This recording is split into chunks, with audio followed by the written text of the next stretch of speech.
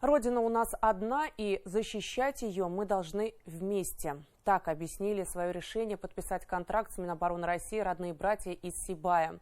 Алтай и Нурик служат связистами в составе мотострелкового полка «Башкортостан». От их слаженной работы зависит бесперебойное соединение командования с остальными подразделениями. Использование рации на передовой не всегда безопасно, так как противник может запеленговать сигнал. И проводная полевка, как и в годы Великой Отечественной войны, остается самым надежным средством связи во время боя. На одной из заданий вместе с братьями вышел наш военный корреспондент Азат Садреев. Юпитер, как слышишь, продимаешь, прием. Обрыв нашли, устраняем. Для Алтая и Нурика найти поврежденный осколком участок провода не составляет проблем, потому что они сами и прокладывали эту полевку, знают, где она проходит. Пока старший брат устраняет обрыв, младший пристально следит за небом, чтобы не попасть под удар дронов «Камикадзе».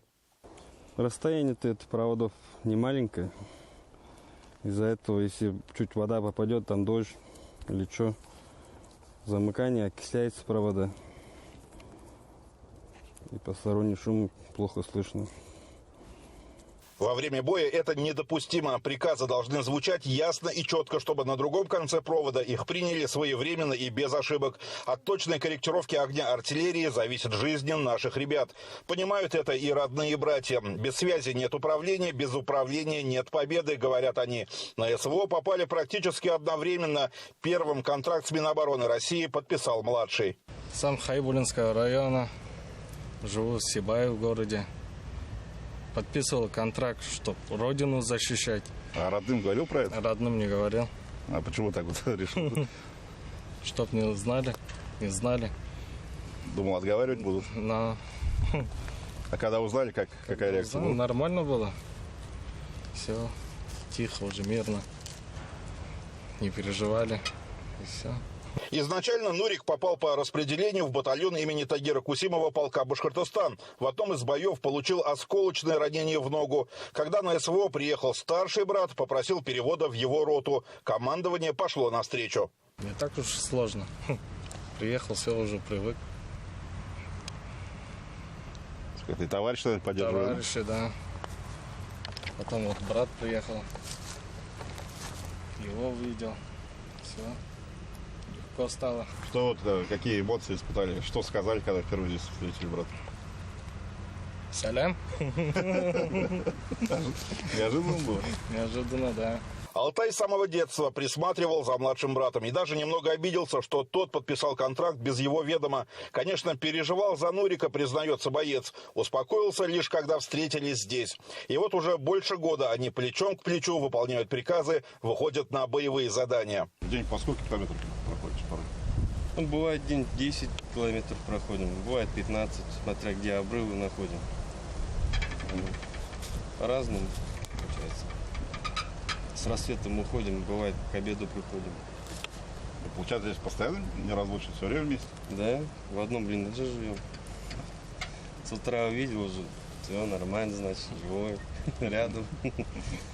Так же вот. Родные, да, они тоже дома спокойны, что братишка, брат рядом, вместе служим. Среди однополчан родные братья обрели и боевых. Все мы тут как одна большая семья, говорят связисты. Работают сразу в две пары, чтобы за короткий срок обеспечить телефонные сообщения между подразделениями. Телефонный аппарат. Считай, вот сюда провода вставляем. Сперва в одну сторону звоним.